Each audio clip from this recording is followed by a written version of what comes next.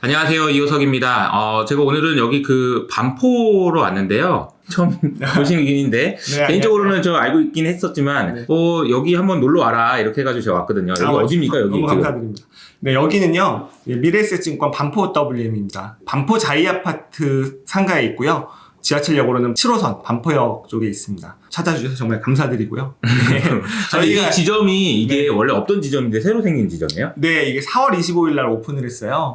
사실 최근에 저희 증권업계가 네. 어렵기 때문에 신규 점포를 내는 일은 거의 없습니다. 근데 이제 좀 과감하게 점포를 오픈을 했고, 네. 제가 또 어떻게 지점장으로 발탁이 돼서 지점을 오픈을 해서 지점장님이십니까, 이제? 여러분들 저희 이제 미래에셋증권 반포 WM은 해외 주식 특화 지점이에요. 그래서 뭐 궁금하신 거나 이런 거 있으시면 뭐 한 번씩 놀러 와 주시고요. 많은 도움 드릴 수 있도록 하겠습니다.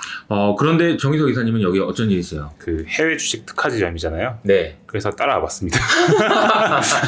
사실 이제 네. 유치님들 잘 아시겠지만 이호석 아카데미에서 해외 주식 관련해서 많은 인사이트도 주시고 또 정보도 아침마다 이렇게 주시는 정희석 이사님도 여기 오셔가지고 세미나 하신 건가요? 예, 뭐 지금 세미나 불러주셔가지고 앞으로 네. 할 계획이고, 뭐 저희가 열심히 이제 아이디어 만들어내면은 예, 여기 와서 많이 이야기해드리고 고객분들 투자하시는 데 좀 도움 되도록 노력하려고 생각하고 있습니다. 그렇군요. 네. 근데 저는 이제 지점장 그러면은 50대 중반 뭐 이런 네네. 정도 느낌인데 어느 정도 나이가 어린 겁니까? 지점장 중에서도. 저보다 어린 분이 있긴 있어요. 있긴 있어요? 네, 그래서 있긴 있는데 그래도 어린 순으로 치면 상위 10% 안에는 10% 안에는? 들어가죠. 예. 네. 그러니까 제가 느낌으로는 한번 젊으니까 한번 패기로 한번 해봐라. 네네. 이런 상황인데 시장 상황이 좋진 않아요. 오늘 지금 이제 찍는 날짜 기준으로 네. 5월 12일 목요일인데 잠깐만 내일이 5월 13일 13일이 또 금요일이에요. 금요일이네요. 네. 이게 또 만만치 않고 좀 여러 가지로 시장에 대해서 무게가 느껴집니다. 네. 저 주식시장은 좀 어떻게 보세요? 일단은 저는 이제 한 16년 정도 이 업을 계속 하고 있는데요. 기본적으로는 자본주의 시스템에서 주식시장은 우상향한다는 믿음을 갖고 일을 하고는 있습니다. 근데 지금은 상당히 어려운 시점이라는 거를 당연히 인지하고 있고요. 또 인정하고 있고요. 그런데 저는 이제 이 업을 하면서 고객분들의 그 주식 포트폴리오를 직접 저희가 관리를 해드리잖아요. 네. 근데 단기적으로 당연히 뭐 오를 것 같다 내릴 것 같다는 생각은 있지만 그거에 대한 액션이 그렇게 도움이 됐던 적은 없는 것 같아요. 대신 지금 중요한 건 뭐냐면 시장은 결국 다음 달이 됐건 내년이 됐건 아니면은 좀 길면 2년 후가 됐건 다시 올라오겠죠. 그거는 뭐 누구나 동일하실 겁니다. 그렇다면 그때까지 얼마나 잘 버티느냐 그 싸움이라고 저는 생각을 해요. 그러면 여러 가지 지금 새로운 악재들이 나오고 있으면서 추가적인 하락에 대한 컨센서스들이 나오고 있거든요. 그렇죠. 그거를 버틸 수 있는 대비가 되어 있느냐가 더 중요하다고 저는 생각을 하고요. 그렇다면 자 이런 점검을 하는 거죠. 내가 과도한 레버리지를 일으키고 있는가? 아니면 내가 비투를 하고 있지는 않은가? 아니면 굉장히 단기적으로 필요할지도 모르는 자금을 투자하고 있으면서 조급증을 갖고 있지 않은가? 그런 거에 대한 점검이 또 필요하다고 생각을 하고요. 이게 항상 시장은 두 가지 리스크가 있습니다. 다운사이드 리스크가 있고 업사이드 리스크가 있거든요. 그렇잖아요. 생각해보니까 그렇네. 네. 업사이드도 리스크야. 리스크예요. 왜냐면은 다운사이드 리스크에 대한 대비가 되어 있느냐가 중요한 거지 그거에 대해서 베팅을 하는 거는 저는 진짜 그건 반반이거든요. 모르잖아요 사실. 오늘이 바닥일지도 모르는 거고 더 빠질지도 모르는 거고 그래서 항상 그런 대비가 돼 있는 게 결국에는 한 5년 10년 지났을 때 굉장히 높은 포트폴리오 수익률을 기록해 왔던 것 같아요. 그러면 또 업사이드 리스크는 뭐냐면 투자를 하려고 만들어 놓은 자금이 과도하게 현금일 경우에 그건 또 업사이드 리스크가 있는 거거든요. 과도하게 현금이란 얘기는 현금이 너무 많다. 그러니까 너무 많이 들고 있어서 주식이 없는 경우에 네. 올라가려면 배 아프지 않겠냐. 그게 그런 이제 거죠. 투자를 하려고 했던 자금이라면. 그러니까 투자를 하려고 했는데. 네. 왜냐면 저는 그걸 2020년에 많이 봐왔기 때문에 정말 그 최바닥에 들어오신 분이 거액을 입금하셨는데 사실 그때 누가 주식이 바로 오를 거라 생각했습니까? 그래서 그렇죠. 좀만 보자 하다가 투자를 못 하신 분도 있거든요. 그래서 두 가지가 다 대비가 되어 있느냐. 그 얘기는 뭐냐면 자, 물릴 갈고를 하더라도 내가 만약에 100이라는 포지션 중에 내 위험 성향에 따라서 적어도 20이든 30이든 50이든의 포지션은 있으셔야 그게 업사이드 리스크에 대비가 되는 거고요. 다운사이드 리스크는 나의 또 위험 성향에 따라서 내가 정말 나는 위험 성향이 아주 강하고 내가 정말 믿고 있는 주식을 갖고 있다면 그 주식은 100% 채워서 버티시면 되는 거예요. 그러니까 사실 제가 항상 주식 투자로 우리가 되게 성공하는 분들이 적은데 주식 투자로 가장 성공한 분들이 누구냐면요. 전 세계 부자 1, 2, 3, 4, 5위, 우리나라 부자 1, 2, 3, 4, 5위를 보시면 그분들의 재산은 90% 이상이 주식이에요.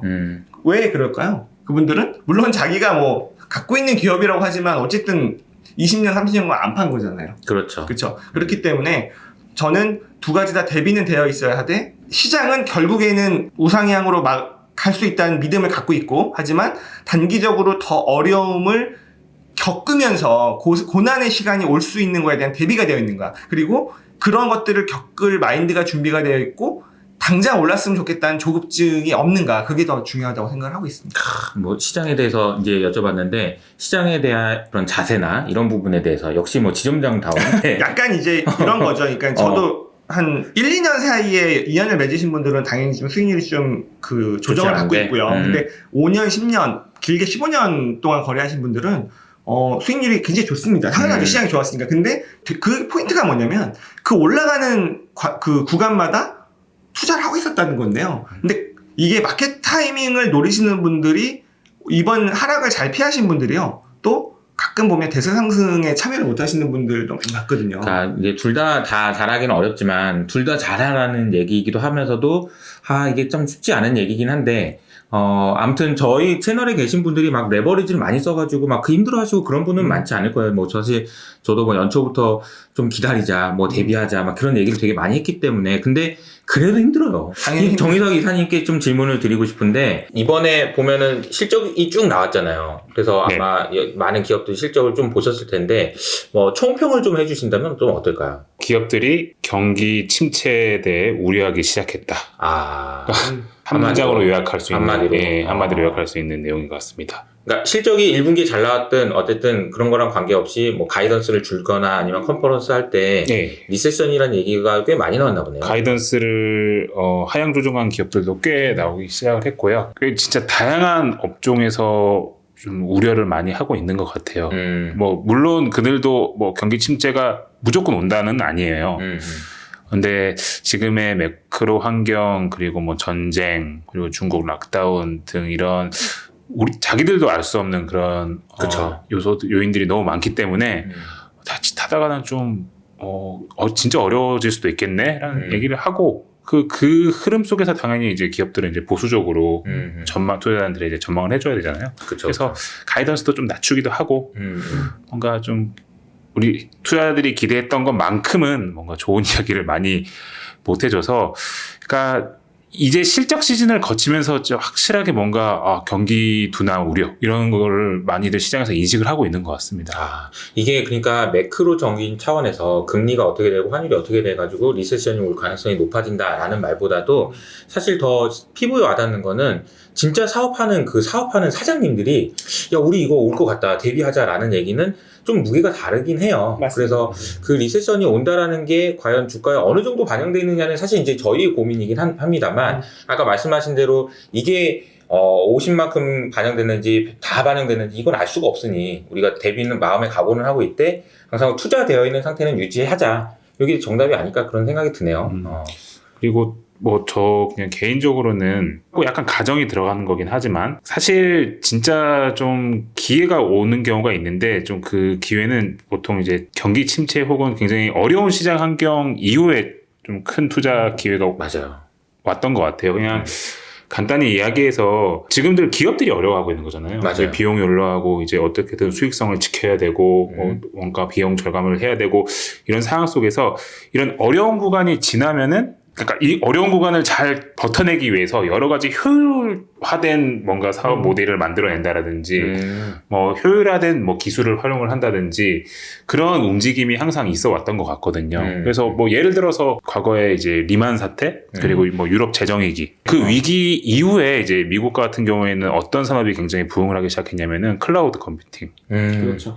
기업들이 효율적으로 비용을 아껴가면서 이제 클라우드 컴퓨팅 비용이 기대만큼 이렇게 내려가진 않았어요. 실제로 보면은 빅테크들이 그런 장사를 잘해가지고 어쩐데 그런 뭐 클라우드 서비스 그리고 그때 에드테크 디지털 광고 산업에서도 약간 에드테크를 본격적으로 그때부터 이제 광고를 효율적으로 하기 위해서 그런 기술들이 막 생겨나기 시작하면서 뭐 에드테크 산업에서는 예를 들어서 뭐 더 트레이드 데스크 이런 기업들이 진짜 엄청난 이제 성장을 뭐 주가적으로 10년 동안 해왔던 거죠. 거의 10년 그러니까 가까이. 사장님이 그런 거지. 야, 이거 한번 모여봐라. 야, 우리 비용 어디 좀 줄일 데 없냐? 야, 뭐 광고 좀 이거 좀 제대로 좀 하자. 그렇게 하지 말고 이렇게 이런 그 의사결정을 하는 과정에서 분명히 또 성장하는 기업들이 나온다는 거죠. 네. 그게 이제 당장 뭐 다음 분기, 뭐 하반기, 뭐 내년, 뭐 그거는 아닐 가능성이 높지만 그럼에도 불구하고 만약에 시장을 좀 떠나 있으면은 약간 비슷한 느낌일 수도 있는데 시장을 완전히 떠나 있으면은 사실 그런 기업들에 대해서 좀 미리 공부를 하거나 이제 준비를 하기가 좀 어려운 것 같아요. 네. 어쨌든 어느 정도 시장을 계속적으로 지켜보면서 예, 이호석 아카데미도 이제 매일매일 챙겨보시고 예. 일단 아까 제가 시장 얘기는 너무 안 해드린 것 같아서 경기 침체 얘기를 하셔서 그 얘기 좀 드리면 사장님들마다 달라요. 아파트 단지에서 상가를 운영한 사장님하고 홍대나 강남역에서 상가를 운영한 사장님이 좀 다를 것 같은데 이미 경기 침체는 지역별로 다르게 봐야 된다고 생각합니다. 이미 유럽은 경기 침체에 들어갔다고 저는 보는 게 맞는 것 같고요. 그리고 거긴 이제 고물가까지 겪고 있기 때문에 좀 안타깝지만 유럽 지역은 스태그플레이션이 거의 기정사실화됐다고 생각을 하고요. 중국은 경기는 둔화가 됐죠. 너무 안 좋죠. 뭐 봉쇄를 하면서 뭐 이게 물류가 마비되고 있으니까 수요가 없고요. 그런데 아직 소비자 물가가 아직은 버티고 있지만 어쨌든 중국도 경기가 안 좋다. 그러면은 정말 그 거대 세계 축 중에 두 군데는 경기가 안 좋습니다. 일본은 더 심하죠. 일본은 아예 뭐 양적 완화를 중단하지 할 수 없을 정도로 경기가 안 좋기 때문에. 그러면은 미국은 지금 경기가 좋아요. 근데 여기가 이제 경기 침체가 올 거라고 확신을 하는 투자자들이 하락에 대한 그런 베팅을 하고 있는 거죠. 근데 그렇죠. 제가 볼 때는 너무 낙관적인 시나리오일지 모르겠으나 자, 미국은 경기가 좋은데 중국, 유럽, 일본 이런 데가 경기가 안 좋아요. 그러면은 여기에 사실 경기가 박살이 나면서 수요가 둔화되기 때문에 물가를 이런 데서 잡아주면 아까 또 라이브에서 미국이 상당히 영악하게 자기들만의 그런 유리한 방향으로 이끄는 말씀을 하셨는데 아하. 사실 이번 전쟁도 유럽이 하고 끌려오는 가고 있지만 가장 직격탄을 받고 있는 거잖아요. 그러니까 미국보다 영국의 소비자 물가가 더 높게 예상이 돼 10%가 예상이 된다는 얘기는 러시아의 영향권이 있기 때문에 그런 건데 에너지 때문에 네. 그렇죠. 네. 그렇기 때문에 미국이 경기 침체가 오기 전에 물가가 잡히게 된다면 이쪽에서는 경기가 나빠지고요. 그리고 사실 전쟁이 내년까지 이어질까 하는 생각이 있고 그리고 중국의 봉쇄도 10월일지 11월일지 참여연님의 결정이 나면 분명히 바뀔 수 있는 정책이기 때문에 미국의 경기 침체는 확정을 하기에는 단정을 짓기에는 아직은 기회가 있다. 저는 그런 생각을 하고 있습니다. 그렇기 때문에 지금 유가가 비싸서 난리인데 원유를 수출하는 국가고 곡물가가 고공행진이라 난리인데 곡물을 수출하는 국가이기 때문에 투자처를 굳이 찾자면 저는 미국이 가장 세이프한 곳이라고 생각을 하고 있고요. 그래서 경기 침체도 좀 다르게 봐야 된다. 제가 볼 때는 연준이 강한 긴축과 금리 인상을 주장하는 바탕에는 미국 경기에 대한 자신감도 있다고 생각을 하고 있어요. 맞는 말씀이신 것 같아요. 네, 동의하는 부분이 있고 개인적으로는 그게 이제 조금 더 첨언을 하자면 그러니까 미국 대신에 몸빵을 해줄 애들이 있다. 라고 생각을 하는 것 같고, 근데 그 몸빵을 하는 과정에서 이제 다른 지역이 되게 힘들어질 것 같다. 근데 주가는 왜 빠지냐 생각을 해보면 미국이 긴축을 하니까, 미국만. 근데 어떻게 보면 다른 나라는 미국에 비해서는 긴축을 덜 하고 있는 상황인 거잖아요. 그러니까 미국이 긴축을 할 수 있는 이유는 방금 말씀하신 대로 경기에 대한 자신감은 있는 상황이고 주가가 일시적으로 빠지더라도 괜찮다. 기업들은 버텨낼 수 있다. 이런 생각들도 좀 하고 있는 것 같다라는 생각도 좀 듭니다. 결과적으로는 우리가 이번에 위기를 겪는 과정에서 나중에 2년 후 3년 후에 돈을 벌기 위해서는 여전히 역시 미국에 대해서 공부를 하고 미국에 있는 기업들이 어떤 것들을 만들어내고 하는지를 좀 봐야 되겠다라는 생각은 좀 드네요. 그래서 저희가 이제 이호석 아카데미 아침 방송을 저희가 이제 개편을 하려고 하는데 그 개편의 중심에 이 두 분이 많이 도와주시기로 했습니다. 그래서 앞으로도 지점장님 자주 이호석 아카데미에서 우리 여친님들 보고 싶었습니다. 좀 진심으로 투자와 관련된 조언도 많이 해주시고 저도 못 보는 부분들을 아침에 많이 말씀해 주시면 너무 좋을 것 같아요. 정기사님이 너무 많이 지금 도와주고 계셔가지고 네. 더 열심히 하겠습니다. 더 열심히 네. 알겠습니다. 다음에 또 아침에 또 자주 인사드리는 걸 하고요. 오늘 여기서 마무리하도록 하겠습니다. 지금까지 이호석 아카데미였습니다. 감사합니다. 감사합니다.